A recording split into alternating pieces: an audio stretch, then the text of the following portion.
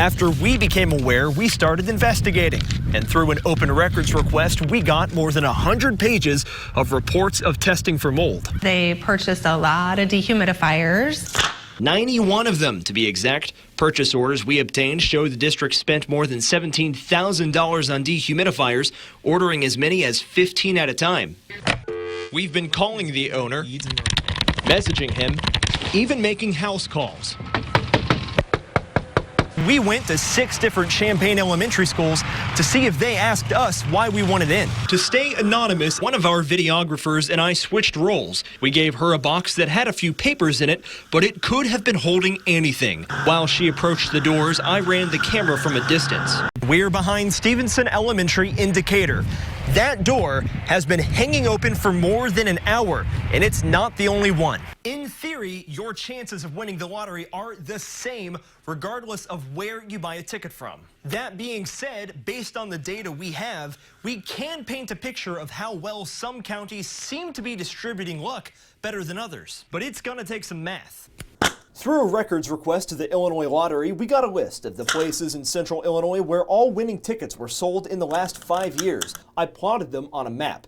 To check the listing's legitimacy, we tried to book it. The grand total was more than $2,800. Of course, we didn't actually cough up the cash to book it.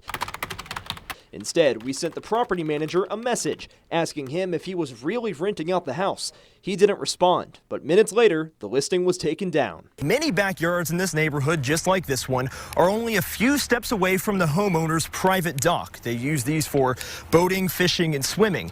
Their concern is that pretty soon they could be charged to use these, or worse, considered trespassers. Now, this is a situation that should have been completely preventable, but many in the neighborhood say they had no idea it was happening. Homeowners living around only one of the ponds were told. The law firm handling the sale for the other pond mailed only one notice. They say it was sent to 2306 Amy Drive. We checked, and that address doesn't even exist. Property that is sometimes literally in their backyard is being sold to the highest bidder. And lately, the highest bidder has been a man trying to make a quick profit at neighbors' expense. No one else is letting nearby homeowners know about it, so we did. Did you have any idea you didn't own your fence? I had no idea until you informed me. 2 out of 3 adults had an issue with the medical bill. 1 out of 3 paid a bill for a charge they weren't sure they actually owed because it was too confusing to sort it out. But numbers aside, I'm betting you don't need statistics to believe that confusion is widespread. You've probably experienced it yourself. For months, we've been investigating odd-shaped parcels of land that no one owns. Now, changes are coming that will help notify the neighbors before a company like Nasty Joe's snatches up part of someone's backyard without anyone knowing about it. WCIA-3's Eades has been looking into this. He joins us now. And Aaron, right now, there's no legal requirement. If there's a parcel next to me that's up for grabs, anyone tell me about it? Not right now, Aaron, but there could soon be. After Nasty Joe shook up a Champaign neighborhood by buying 2 drainage ponds and surprised an Urbana woman by poaching part of her backyard, we started looking for other properties that could suffer the same fate. For a while, we were the only ones telling neighbors this could happen. But now, after our investigation, your elected officials are also working to make sure you don't get blindsided. 2 drainage ponds, a strip of land in this backyard, a fence that divides several properties, and this thin piece that runs the length of a whole street. Those properties all have the same things in common. No one was paying taxes on them, so they were up for auction, and none of the neighbors knew about it until either Nasty Joe's told them they bought the land, or we knocked on their doors. I heard by accident. I found out from a letter in the mail that someone bought part of my backyard. I had no idea until you informed me. I'm totally shocked. I had no idea. We've been reporting Nasty Joe's owns the ponds and the backyard strip. Company representative Brian Nastras has told the affected homeowners pay him cash or face the consequences. He's basically threatening all of us with trespassing on his property. He's just out to hurt people. When I sat down with Nastras in January, he told me homeowners ought to know where their property lines are and that paying taxes on whatever land they use is their responsibility. When it happens to you, it's too late to come back and say, well, it wasn't my fault, because you were notified or someone in your association was notified that this was going to happen. But for months, we've been sounding an alarm because neighboring homeowners are not being told. And here's why.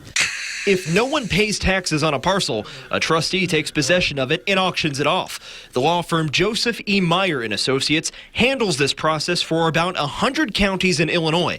They sometimes send out marketing cards to try to find buyers, but they don't have to. I asked whether they think they should do more to tell neighbors.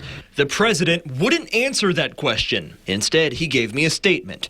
Part of it says the problems with the properties in question existed long before our company or the county became involved. We will continue to give Champaign County and all our clients the high level of professionalism they have grown accustomed to. This includes changing policies and procedures as we deem necessary. With the trustee seemingly unwilling to do more to tell neighbors about parcels tied up in tax sales, elected officials have taken the matter up. Never in a million years would I have ever thought this was even possible, let alone having to file a bill to respond to it. A month ago, State Senator Chapin Rose introduced legislation that would require neighbors of drainage ponds to be notified if that land gets auctioned off. But Rose didn't know about the other parcels we found until I told him. Since then, he's amended his bill to include berms or sound barriers serving as common areas, which would describe these problematic pieces of property. So why do they even exist? It doesn't just happen. Champaign County Supervisor of Assessments Paula Bates says it depends on how the subdivision was developed. Sometimes there's a piece that's left over, and so we have to assign it a PIN number. Sometimes a subdivision doesn't use up all of the acreage. And we told you last night about this unowned strip of land in Rantoul. It runs right through several backyards, fences, and even the middle of people's sheds back there. It's been in tax auctions for years and could have been bought by Nasty Joe's. Of course, no one on the street was told about it after we informed the homeowners, the county, and the village a few days ago. They say they're working together to buy the parcel before it ends up in the wrong hands. Now to a story our Target 3 team has been investigating. In October, we were first to tell you the Attorney General was investigating a used car dealer that suddenly shut down. Dozens of drivers have told us that their cars quit working just days after they bought them and that the dealer refused to fix them. But if that happened to you, there's still a chance you could get your money back. WCIA-3's Aaron Eades live in Champaign. Aaron, you have some answers tonight. Yeah, we showed you the Auto Mall of Champaign is nothing more than an empty parking lot. It's been that way for weeks. Tonight, we're introducing you to one of the dozens of customers who complained to the Attorney General about this place. But just because the business is gone doesn't mean your options are. And if you're driving a dud, we'll tell you what you can do about it. Okay, so we're gonna go take a ride in this car. Jean Wynn's car drives better backwards than it does forwards. See, now if I put it in drive, see, I'm giving it gas. We're not doing nothing. Her 2007 Pontiac Grand Prix will go in reverse just fine, but when she tries to hit the road, it just doesn't want to go. Wynn says her transmission quit just weeks after she bought it from the Auto Mall of Champaign. And when the dealer called it quits and abruptly cleared the lot, Target 3 started investigating. We've been calling the owner, messaging him, even making house calls. But he won't get back to us. And after Target 3's first story, Wynn realized her Grand Prix could be one of many that turned out to be a grand disappointment. It's been sitting for a year now, and it wasn't until I was watching Channel 3 and I saw that they closed, so here we are. How frustrating is that? Frustrating. I just either wanted our money back or have them fix it for free. You know, I didn't buy the car for it to sit. It used to be the law. You could say that the sale was as is. John Rosca works for Land of Lincoln Legal Aid, where they help low-income people with civil cases. You used to be able to use this buyer's guide that would say as is, no warranties. That was the old days. Now that's modified by Illinois law that says that there is a dealer warranty.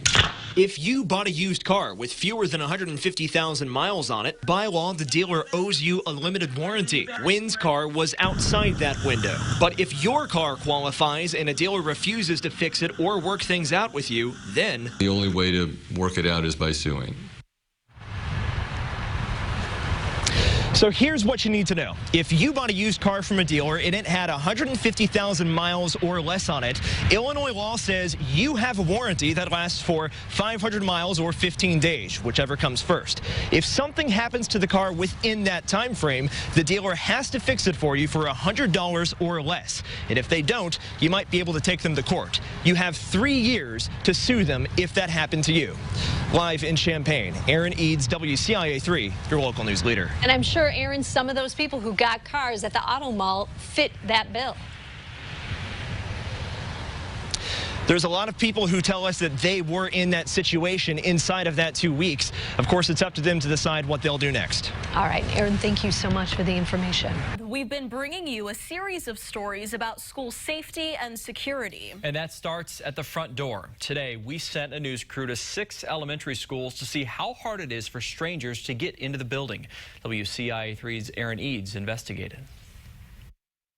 Most modern schools require visitors to be buzzed in at the front door. So we went to 6 different Champaign elementary schools to see if they asked us why we wanted in. To stay anonymous at the door, one of our videographers and I switched roles. We gave her a box that had a few papers in it, but it could have been holding anything. While she approached the doors, I ran the camera from a distance. We went to these elementary schools: Southside, Westview, Garden Hills, Kenwood, Stratton, and the International Prep Academy. At Southside, our videographer rang the doorbell and waited. Moments later, she was greeted by a staff member at the door. The same thing happened at Garden Hills. A man was already standing in the doorway when she got there, but he didn't ask her any questions. She was directed to the office. At both Westview and Kenwood, she was buzzed in without being asked any questions, but only through a set of preliminary doors that connected directly to the office, not to the main part of the school. Something different happened at the International Prep Academy. After she rang the bell, she was buzzed into a hallway full of kids and teachers, no questions asked. No one met her at the door, and she could walk through the school freely. She dropped a note off at the office and left. She had a similar experience at Stratton. There's a sign at the door that requests visitors to state their name and business, but after ringing the doorbell, she was buzzed into a hallway full of kids without any communication. She went to the office and found it was empty. She waited for several minutes without anyone asking why she was there. I think that we need to tighten up. There's a breach of security. Larry Simmons' daughter will be going to Westview this year. That was one of the schools that required our videographer to check in at the office. That puts his mind at ease, but he's still concerned about what happened at some of the other schools. You better believe it, yeah. I'm a former teacher, and I know we could just walk straight into the classroom, check on your children, but times have changed. In Champaign, Aaron Eades, WCIA-3, your local news leader. After visiting those schools, we did alert the Champaign School District Administration. We asked them for a comment.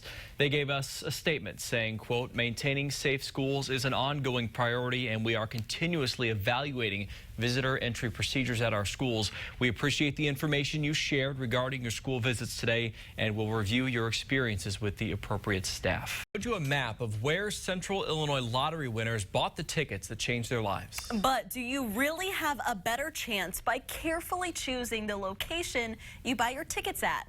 We got more data from the lottery to try to calculate the odds. WCIA-3's Aaron Eades shows us.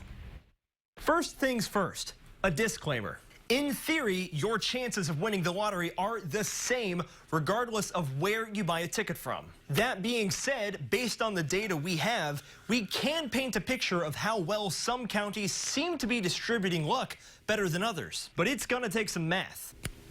Last week, we showed you what we learned through a records request to the Illinois Lottery. This is a list of the places in Central Illinois where all winning tickets worth $5,000 or more were sold in the last 5 years. A map of them looks pretty swell. Certainly, you can see some hot spots.